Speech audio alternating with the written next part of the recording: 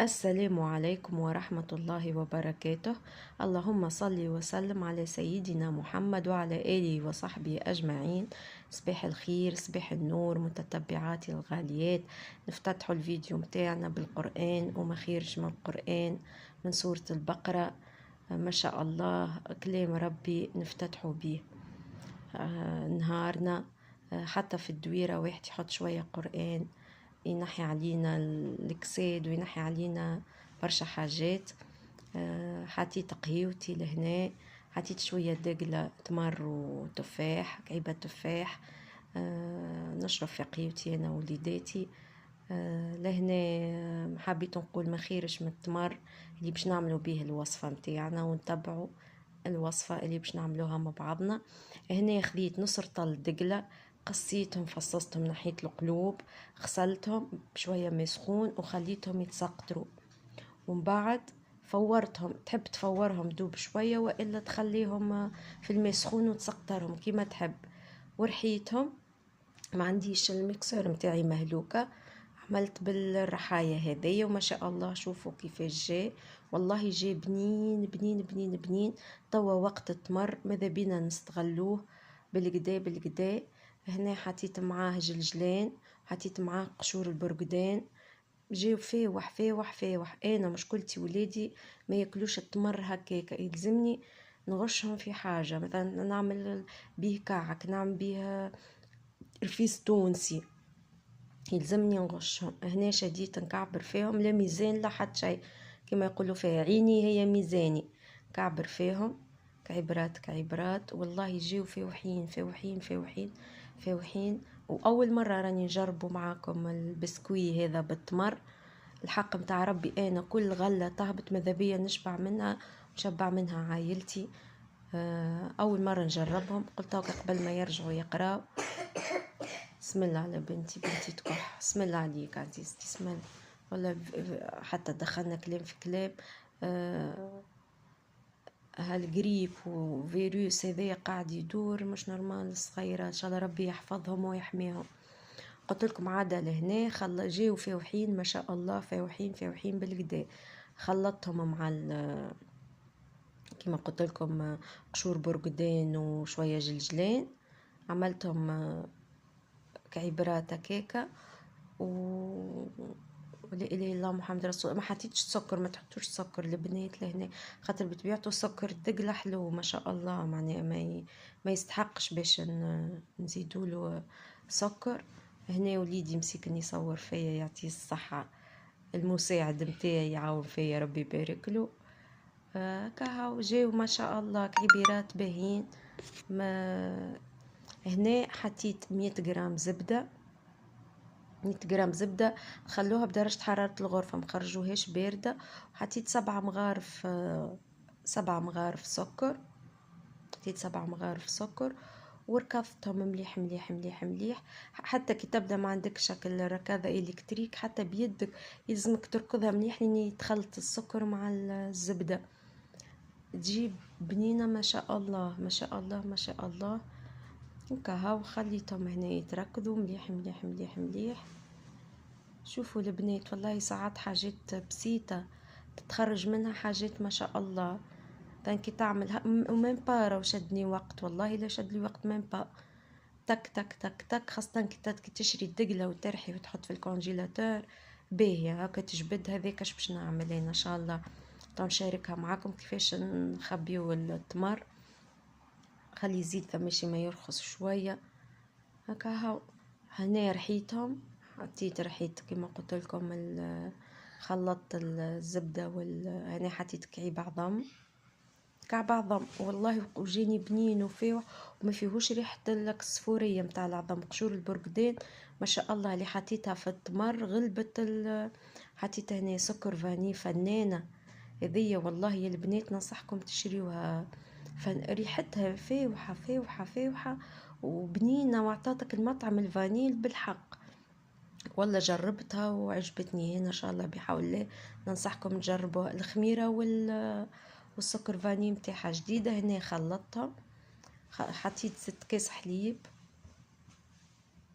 كاس حليب لهنا، خلطتهم مع بعضهم الكل، وخليط جاي متجانس وباهي، معناها مش هكلي جيري ولا كم. ريتو كيفاش لهنا،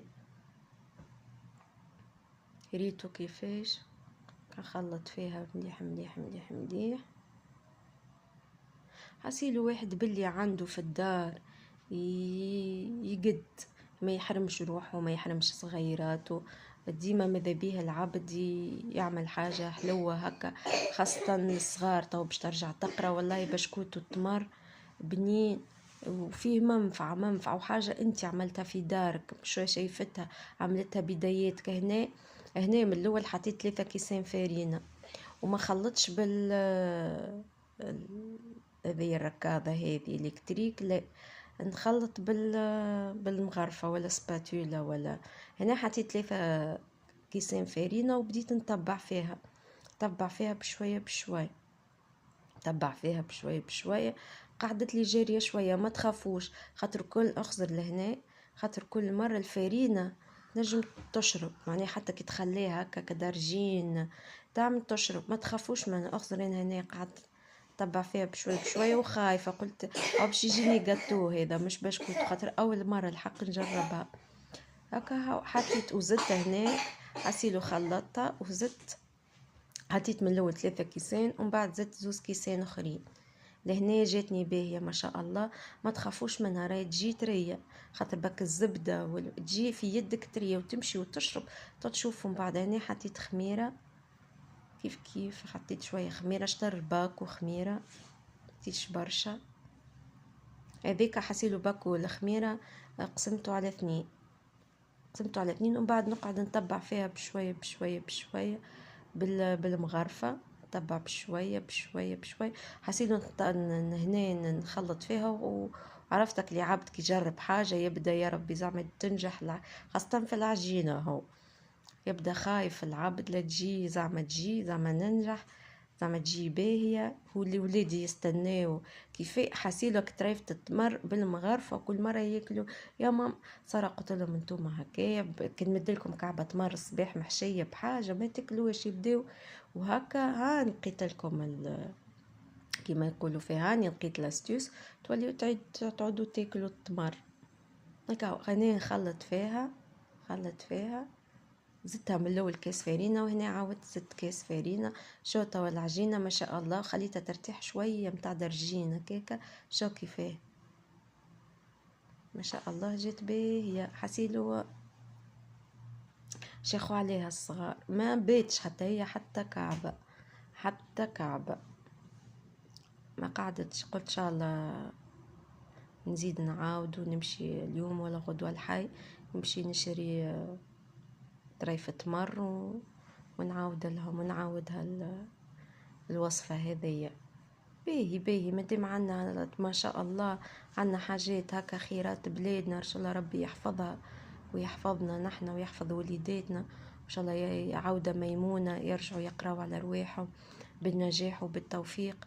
هاكا نحن نعاونوهم على الاقل بحاجة، نودوهم بحاجة بنينة بحاجة هكا فيها كلها منافع.